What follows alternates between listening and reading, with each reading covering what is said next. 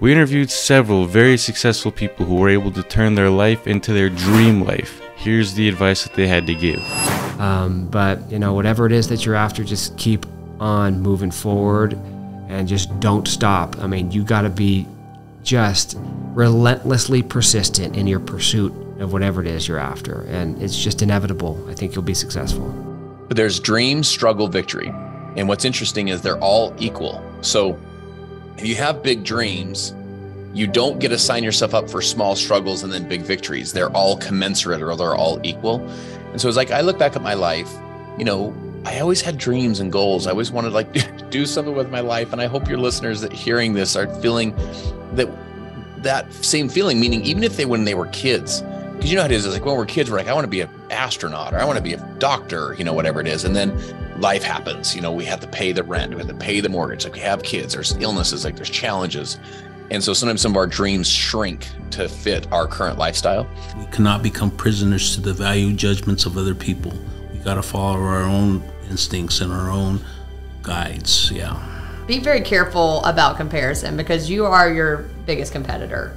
And I think oftentimes people see us and, you know, we see others, and it's so easy to compare ourselves. But the only person that you're competing against is what you want out of your life. And I think you have to constantly inspect that from within and internally. And I think a lot of times we look outward in that. We should look inward. A successful person has how much failure? More than 50%, honestly. I've lost more than I've won, promise, right? But all those losses... So how do you get back up? Just keep going. Hopefully somebody will hear what you have to say, hear your heart, and say, okay, I'll start the habit now. Yes. Because guys, if you won't give 10 cents out of $1, there's no way that you're gonna give $100 out of 1,000 or 100,000 out of 1,000,000. It's just not gonna happen. So you have to have the habit now. And you're gonna fail along the way. There's no doubt. That's 100% for sure. You're gonna fail, but you just pick yourself up and you get back up and you go. Be patient. Trust the process. Do the work. Because at the end of the day, everything comes down to our choices, right? Yep. It doesn't come down to the market. It doesn't come down to other people. It doesn't come down to the government. It comes down to our choices. They invest in their lifestyle and not in their business. And I think that if you invest in your business, it will pay you dividends far more than investing in your lifestyle. And everybody likes a nice lifestyle. You know, we all like to have a nice car, to have a nice house, to have nice clothes, and that sort of thing. But if you can invest in your business first and do without a little bit in your lifestyle, you can live like no one else so that you can live like no one else later. I lost, like in the second round, and I was devastated. Don't ever forget, he says, the sun will come up tomorrow, and you will have another shot. If you screwed it up today, you have a chance tomorrow to make it right. I love that. If you got it right today, let's improve on that tomorrow. If you can forget that last shot, you know, maybe something didn't go quite right on the last transaction, let's fix that on the next one, but it's no reason to quit. Big problems can be broken up in little problems. The little problems can be solved. Big ones can't. They just overwhelm. As far as success, financial success, hard work, understand that financial success is probably low on the totem pole. You know, the relationships, how you treat, how you interact, that's high. Live within your means. Get yourself a goal. Enjoy life. Learn how to appreciate it and enjoy it. And then start in on all these other adventures is what they really are, adventures. In life, like, we have those choices. Like, you can stay knocked down and feel like a failure, or you can get up and continue going and continue learning. Like, to me, I don't consider failure as long as I don't give up. Like, if I give up, that's failure. I think that the biggest thing is don't let those fears get in your way. That is the biggest thing. And also be comfortable with being uncomfortable, because being uncomfortable means you're learning and you're growing. I got really comfortable becoming uncomfortable. And that is really the secret to my success. I do things that are not comfortable, but whenever I do them and I see great success, I just keep doing them until I become comfortable. And the next thing you know, it's all second nature. One trait that I think all of us listening can apply, that I've been doing literally now for, 20 plus years of my life, every single day, is it's two parts. Number one is avoid your phone for the first hour in the morning.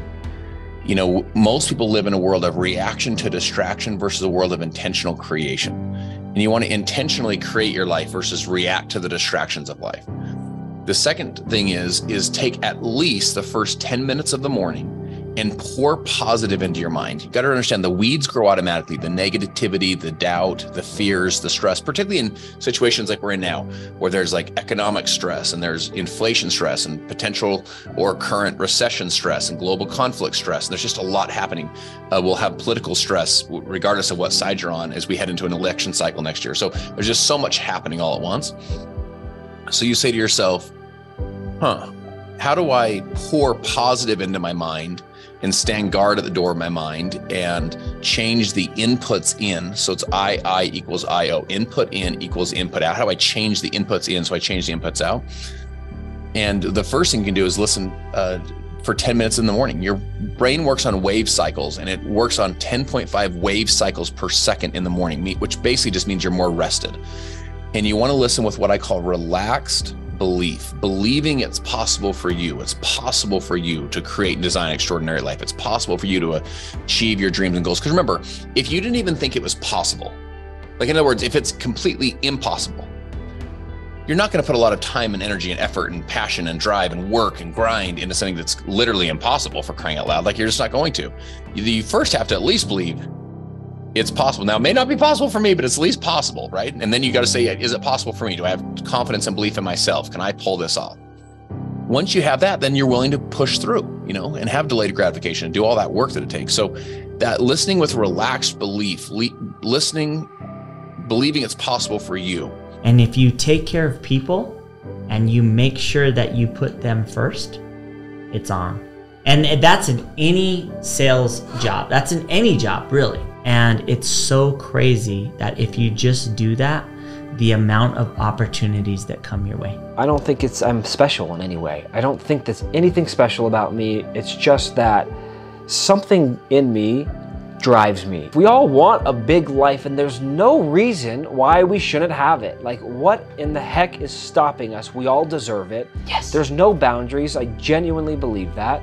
And so why not go after it? Why not look in the mirror and say, are you going to be the person? Are you going to be the person that goes for it? Are you going to go for it? Are you going to be the man or the woman in your family that changes the family tree forever? And for me, the answer is yes. I want to be the one to change my lineage, and that's what pushes me. A lot of the times people don't think about the impact that they have on other people. If you go into a room and you're really down and depressed, you're bringing the people that are in that room down with you. If you go into a room and you're really happy and excited about life, you're bringing those people in the room up with you. I've studied leadership quite a bit, and I kind of boiled it down to one sentence, and I'm going to read that. Leadership is infectious optimism, being a nurturer of champions, cheerleading, coaching, encouraging, celebrating, facilitating, lifting a person's vision to a higher side, being a visionary, a builder, a dramatist, a producer, a water carrier, having a biased reaction for making things happen, make people feel good, and blazing new trails. So, in a sense, that's what leadership is. Cheerleading, it's ultimate cheerleading. My friend, success requires that you rid yourself of all entitlement and that you raise your personal responsibility. And so I know that you're listening to a podcast like this because success is something you think about, and you're chasing and pursuing and living a significant life and being the one that writes a story and lives a life that future generations of kids know who you are. Like, that's you. So it requires that it's what I call rid and raise. So imagine there's a pulley system. As you rid yourself of all entitlement, at the same time, you'll raise your personal responsibility.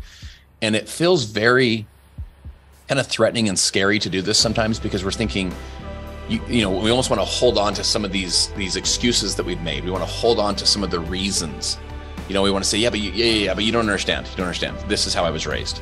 You don't understand. This is the challenges I've faced. And I want to point out, it's not that your challenges aren't completely legitimate and that they weren't very painful and very real and very hard and hurtful, all that stuff. Don't feel any lack of empathy when I say this. When when you rid yourself of all of that entitlement that someone owes you something, or that someone's been empowering over your life, when you rid yourself of that, then you now get to own your own life. They now are not in control of your life anymore. You're in control. All of those circumstances and events that have happened to you, you get to own the response to all that stuff. Viktor Frankl calls it the gap. This is when you change your whole life. You say, listen, I'm going to live a significant life. I'm not going to whine. I'm not going to blame. I'm not going to complain. I'm not going to make excuses. I'm not going to, look at other people and say, if you just would have come through for me, then I would be where I need to be. I'm not going to do that anymore. Surround yourself with people that you want to be like. Find friends, find people that are in life where you want to be, and you can get there.